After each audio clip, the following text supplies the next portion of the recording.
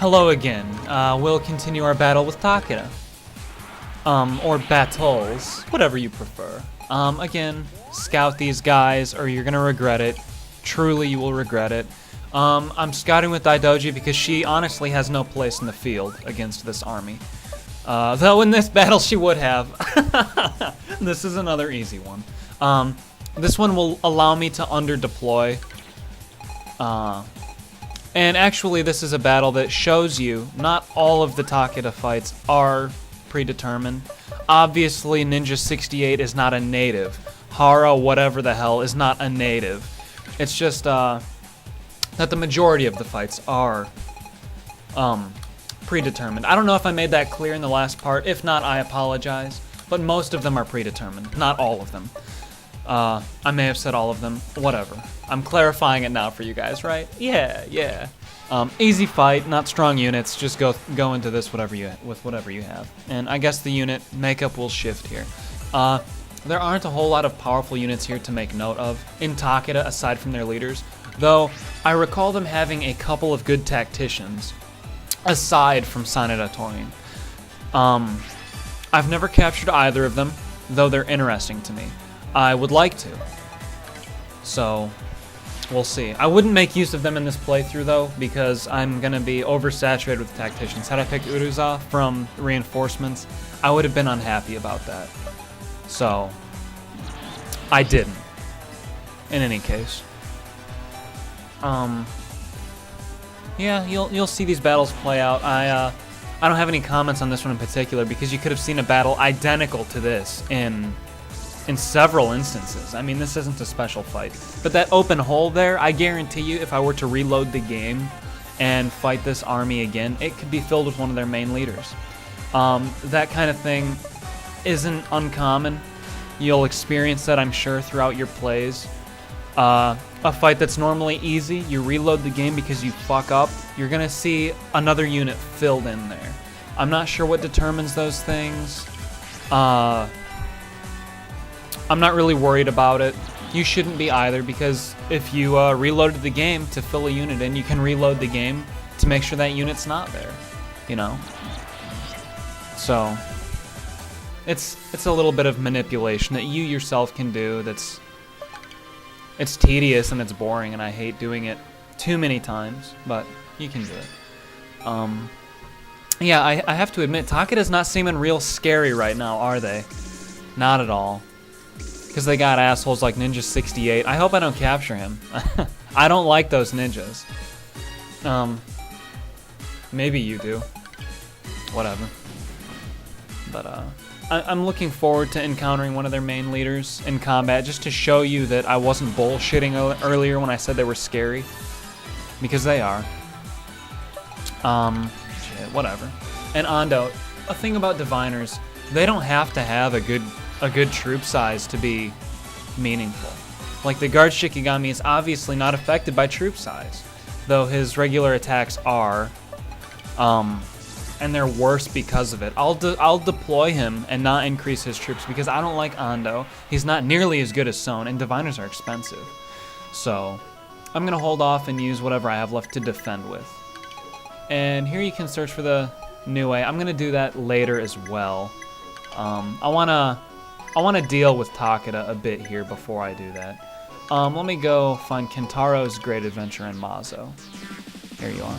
It's another one. Gives them 5 free levels. These are all unique. They're all humorous, interesting. I think, anyway. This is interesting. If you've ever played an MMO, you know this feeling. Oh boy. If you've ever played an MMO. Most of us have at this point. Kind of unfortunate. They're hardly video games. Because of this, because of these errands that you run. I'm not gonna go on that rant though. You can believe that. Kentaro would like to go on that rant. But he just did this favor for an old lady, gained 5 levels. Yay. Yay, says Kentaro.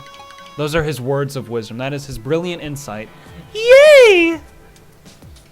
That's as girly as I'm gonna get. I don't know how that sounded. I guess I'll find out later. And Shinano is being attacked.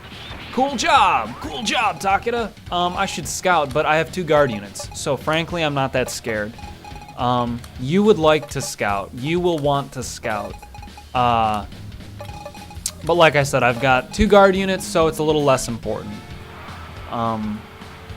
They don't even have any of the main guys, which this is kind of disappointing me. If you're not going to scout, you will want 2 guard units. Oh boy, you will want 2 guard units. Because, like I've said, the cavalry. Oh, I'll show you his skill. Battle rating down, watch the top bar. The lore reason behind that is the spreading of false information, like, oh, we're losing, pull back! And the units freak out and they have less of an effect on the field. That's how I see it. That's what it would probably be. I don't think that was a real threat in Sengoku Japan, but it may have been.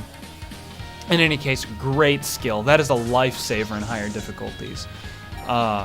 Truly, it is a lifesaver, and it will screw you over when Sanada uses it in combat. That's for sure. So yeah, Maida Keiji is going to see kind of a waste in this play, in this battle, but going in blind like that, you're going to want to do that. Like I was saying, if they have a cavalry unit and you don't have a defender in the back and he decides to target your 3 back units one by one, you'll immediately regret not deploying a guard unit, and you'll forever do it in the future, or you'll scout. It's really punishing. It's really punishing. So just be aware of that. Again, I haven't shown you an example of this because we haven't really seen any important units in the field. But we will. I assure you of that, we will. Possibly in their capital, possibly in the field beforehand. I think it's a guarantee that in their capital at least one of them shows up. Not sure about that, but I don't think it's ever been, for me, I don't think I've ever had a fight in Takeda's capital without at least one of the 4 leaders showing up. And Takeda Shingen, that asshole, he never shows up. That's weird. You never fight him in combat. Coward, more like. Isn't that ironic? Not ironic, just stupid of me. I give spoilers out the ass the entire LP, but then I don't tell you about Takeda Shingen. Maybe that's backwards of me. Oh well, I'm not going to. I'm not going to give you those spoilers. I'm just not going to do it. So, there you go. And they can attack. Of course, Takeda can attack multiple times per turn like any other army. You're always warned about their blitz, so that's not as serious of an issue. And here, there's an awkward scene coming up with Takuga sometime soon, now that I'm bordering them. It kind of hints at Ryoma's gender a little bit, because it's, of course, both. Ryoma is, of course, a man and a woman. So, they hint at that a little bit in one of the scenes. I think it may be this one. I was completely confused by it at first. I just didn't really get it. The scene's a little frantic, which leads to confusion on the reader's part, you know, and that's intended. Maybe I just had a comprehension issue. Totally possible. Wouldn't put it beyond me. But, whatever. And apparently Ryoma. I guess I can explain it now because I'm probably not interacting with Takuga heavily in the future. Ryoma has a relationship with both Yuzura and Mine, or, yeah, those are their names. I explained way back when we were introduced that, you get to choose based on Ryoma, and the gender you choose for Ryoma to become, you get to choose Yuzura and Mine, between them, which one will marry Ryoma. So, that's how all 3 of their character clears play out. And that's hinted at and represented through Takuga's backstory a little bit here and there. But right now, I guess, what they're doing, they're hunting yokai, because yokai place curses on people, and that's how they are what they are. Ryoma is both genders because of a curse placed on her mother. So she has to find, he has to find the yokai that placed that curse on their mother and kill it for the curse to be lifted. And that's when you choose Ryoma's gender. Theoretically, Gon has a yokai that placed the curse on him as well, though you don't kill it throughout the course of the game. Matanari has a yokai that you can kill, and killing that relieves the curse on him. Obviously, though, there are other main characters in the game who are yokai, who are kind yokai, like 3G. The Yokai Empire, the 5 there, none of them are killed due to curses being placed on other individuals. So, you're aware of that. I'm not sure how that works into Japanese history or how it works into the game exactly, other than what you've seen here. A few main characters are affected by it, and you have the option to take action. That's how that works. So, they're actually going about this and killing yokai. And no, this is not the scene where Ryoma has that intense arousal or distress, I suppose. That's a separate one that will be coming up soon. My apologies for confusing them. This one simply showed their battling of yokai, and that they're actually doing it. This is what they wanted to do. That the reason Takeda kind of made their own clan is to battle yokai, and shit just got real. I wasn't expecting this to happen so soon, but it is. It's happening. The demon army is rising in Kyushu. And there's Xavier. He looks like a badass now, doesn't he? He doesn't look like he used to. He's way more serious. Tochikaro the monkey is present, and he's just straight up. He's attacking Shimazu, though there is another reason for this. He's not attacking them for the fun of it. He has a member of his own bloodline in Shimazu's territory. She's, I guess, symbolically been a part of Shimazu for a while now, and she has been there from when Xavier was trying to conquer Japan in the past. That's all explained, and you'll meet her shortly.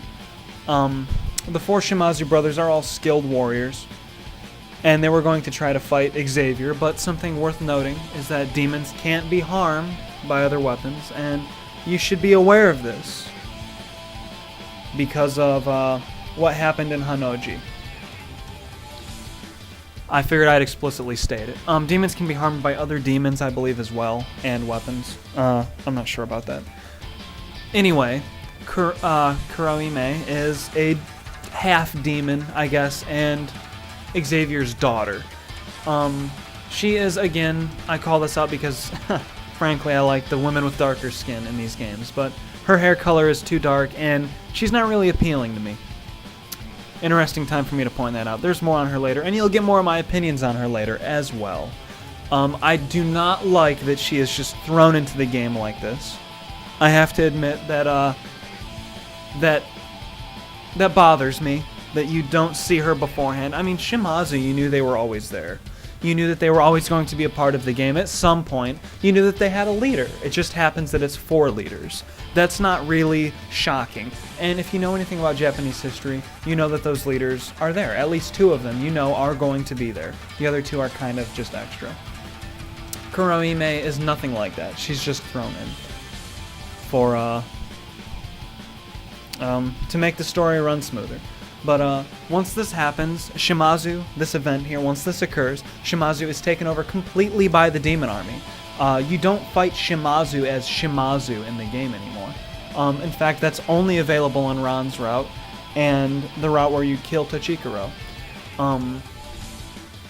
You fight the demon army at this point, and it's largely just Shimazu troops and the 4 Shimazu brothers led and forced to fight by Xavier. They are doing it because Kurohime is taken hostage. She's taken captive, and they want to do what's best so she doesn't come to any harm. So they take their country and wage war on the rest of Japan. Sounds stupid. I'm sure that wouldn't play out in real life, but it is in this game. And the demon army undergoes several changes throughout the rest of the game, and they are the primary enemy throughout the rest of the game. You'll see them evolve and change, and I'll go over that as it happens. There are a lot of unique things related to the demon army. Loads of them. Also, at this point in the game, you've got a few turns here to keep doing things, but at this stage in the game, the demon army is a threat to the other clans. It will slowly start to consume the other clans. And you can see that the Demon Army's symbol is a corruption of the Oda clan symbol. Because as far as the other clans know, it's being led by Nobunaga. They don't know any better, really. And that's actually one of Takeda's prime reasons later in other playthroughs for declaring war on Oda, because the Demon Army shows up, led by Oda Nobunaga, and I think it's a ploy. And that's why that happens. But here, Oda is, of course, aware of the Demon Army rising and taking over Shimazu. And what's going on exactly. I mean, the Demon Army, that's that's pretty obvious what they mean there. But they know that Nobunaga's behind it. He has to be, in fact. Actually, it may be after this point where Seigen and Genri join. I hadn't thought about that, but they don't have a reason to join Oda up until this point, because as far as they know, Xavier's dead. He's out of the picture. They can go about their priestly duties and live their lives. But after they find out that he exists because of the Demon Army, they come to Oda. That's what it is. My apologies for misleading you in the other videos. That's how it actually is. I'm realizing that just now. So, there you have it. Seigen and Genri will, at this point, be available for my army. I'll see you in the next part.